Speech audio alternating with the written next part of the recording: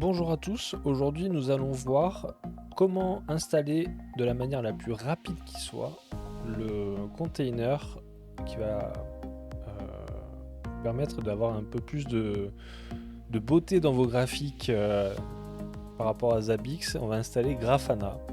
Donc c'est parti. Alors je vous mettrai les liens dans la description pour que vous gagniez du temps. Moi je l'ai déjà à portée de main. Allez, c'est parti. Donc là on est sur le shell du Proxmox. Je suis en route. C'est un Proxmox de test qui me permet de l'utiliser en tant que sandbox. Allez, c'est parti, on lance la commande. Ça va se faire tout seul, ou presque. Donc oui, je veux installer Grafana. Non, je n'utilise pas les paramètres par défaut. On va faire 2-3 trucs, ça va pas être méchant. Donc moi j'installe toujours sous Debian.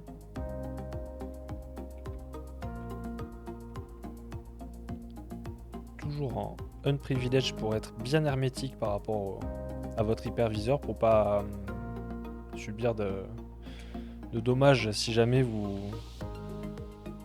avez quelqu'un de malveillant qui s'attaque à votre réseau. Le petit mot de passe qui va bien, le numéro du container, le nom, le hostname, bon, je garde tout par défaut pour ça. Le disque pareil, 2 Go de disque, un CPU, 512 mégas de RAM, c'est largement suffisant. La carte réseau de base. Là par contre je reste pas en DHCP, je mets une IP qui est disponible chez moi.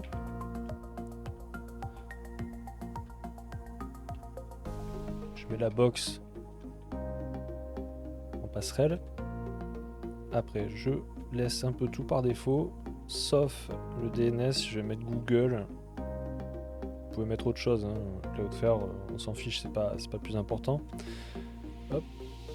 Je ne vais pas activer le SSH, il n'y a pas besoin pour ce que je vais vous montrer, ni ce mode verbeux. Et c'est parti, on va créer ça. Et on va faire une petite pause sur la vidéo. Même si la musique est cool, pas besoin de vous faire perdre du temps. Allez, je mets en pause. Donc là, on est reparti. On choisit. Pour ma part, pour le test, je reste sur le disque de mon Proxmox. Et là, c'est parti. L'installation, la vraie, se fait. Et on remet un petit coup de pause. Pas musical. Donc l'installation touche à sa fin. Là, ça est en train d'installer les dépendances. On va bientôt récupérer, mais on la connaît déjà, notre adresse IP pour accéder à l'interface graphique de Grafana pour pouvoir débuter l'installation.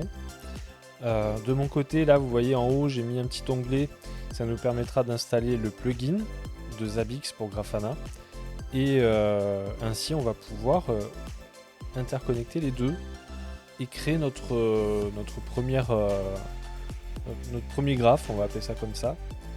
Et bon, ça sert à rien d'en faire 36, on va en faire un déjà, on va le faire ensemble pour juste voir la facilité en fait avec laquelle Grafana interagit avec Zabbix tant que vous avez bien paramétré le minimum du minimum, on va dire. Et après, bien sûr, libre à vous de prolonger l'expérience en essayant de regarder un peu plus de tutos pour voir comment mettre un peu en place un dashboard bien complet avec les choses que vous voulez mettre en place.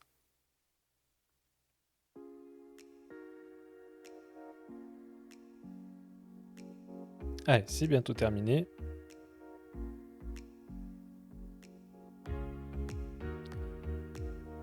Voilà, donc une fois que c'est terminé, on récupère, même si on le connaît déjà, le seul truc qui nous apprend ici, c'est que le port de Grafana, c'est le port 3000.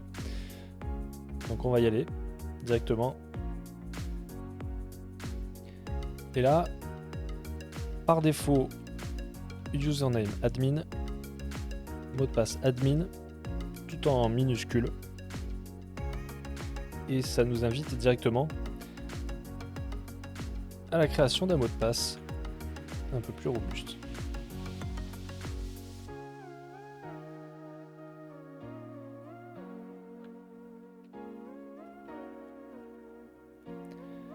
Hop. Et là on arrive sur notre page d'accueil. Alors bon, bah, forcément tout est vide. C'est surtout ici qu'on va aller se concentrer. C'est-à-dire, non, en premier on va quand même être un peu moins bête. On va ajouter le plugin de Zabbix. On va juste vérifier s'il y est déjà. Il y est déjà. Avant il n'y était pas sur les versions antérieures. Maintenant il y est d'office. Donc dans un premier temps, on installe le plugin Zabbix dans les outils d'administration. Plugin. L'installation est rapide, hein, voilà, ça prend 3 secondes. Et ensuite, il ne faut pas oublier de l'activer, hein, sinon ça ne marchera pas. Et voilà. Donc là, maintenant, on peut aller directement dans nos data sources. C'est, comme son nom l'indique, ce qui va vous permettre de récupérer des informations. On cherche Zabbix, on clique dessus, et là, donc il faut bien se rappeler de la fin en fait, API_JSON_RPC.php. Donc on va se garder en mémoire. Je vais essayer de noter ici.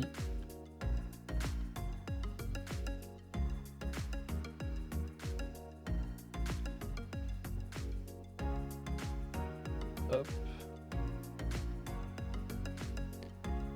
Et en ce qui concerne mon Zabbix de test,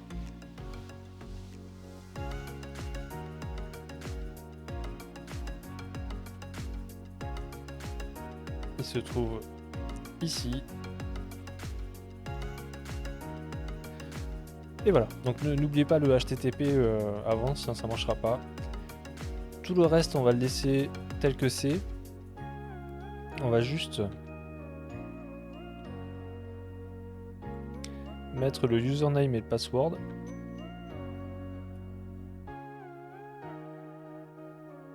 Et le reste, on le laisse tel quel. On fait une sauvegarde et on teste en même temps pour voir si ça fonctionne.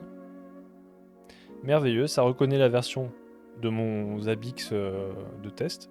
Donc en 7.0.5, ça marche avec... donc c'est pas la dernière version, mais en tout cas c'est la dernière version en long terme support. Donc là on sait que ça fonctionne. Maintenant par contre il nous invite à construire notre premier tableau de bord, quoi, hein, ce qui est logique parce que là on n'a rien, donc on va cliquer directement dessus.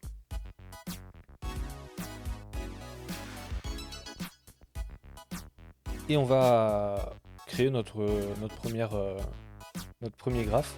Donc on va choisir forcément la data source qu'on vient de créer.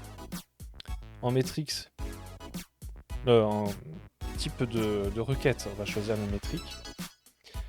Là moi je vais prendre en groupe Zabbix serveur, donc ça va juste afficher ce que mon serveur Zabbix qui est là va nous renvoyer comme données. Ensuite on a le type d'item, donc là on va partir sur le CPU. Et l'item, puisque Zabbix sont plusieurs choses sur chaque composant. Donc là on va prendre le truc le plus basique, l'utilisation. Bim, ça s'affiche direct, il n'y a vraiment pas de temps d'attente, c'est direct. On n'a plus qu'à sauver. Bon, bien sûr ici vous pouvez quand même ne pas laisser de base. Et vous donner quand même un peu de biscuit, même si vous ne savez pas à quoi ça correspond. Utilisation CPU, CPU utilisation. Le reste, on n'a pas trop besoin d'y toucher. On save. On va l'appeler test Zabbix. Pour les autres fois, si jamais. Voilà. Et là, voilà, on a notre premier graphe. C'est un peu plus joli que sur Zabbix. Et surtout, c'est modulable. On peut les mettre un peu de partout. Les réduire. Vous voyez, on peut quand même rendre les choses un peu plus jolies. D'ailleurs, c'est par là que ça se fait. Hein. Vous pouvez changer le type de graphe, le style, ils appellent ça. Mettre le point un peu plus serré ou au milieu. épaissir un peu le trait. Donc là, on va retourner sur des lignes. Moi, je veux que ce soit un peu plus opaque, je veux que ce soit un peu plus épais parce que j'ai des mauvais yeux. Voilà, après, on peut mettre des points pour avoir le pic d'utilisation. On peut régler plein de choses. Ça, je vous laisse choisir. C'est pas très... Enfin, c'est tout à chacun qui va décider. On save encore une fois, au même endroit. On change rien. Et voilà, on a notre dashboard. Tout est prêt. On peut ajouter, bien sûr, d'autres choses à volonté tant que faire se peut. Et surtout, amusez-vous. Et on se donne rendez-vous pour la prochaine vidéo. À très bientôt.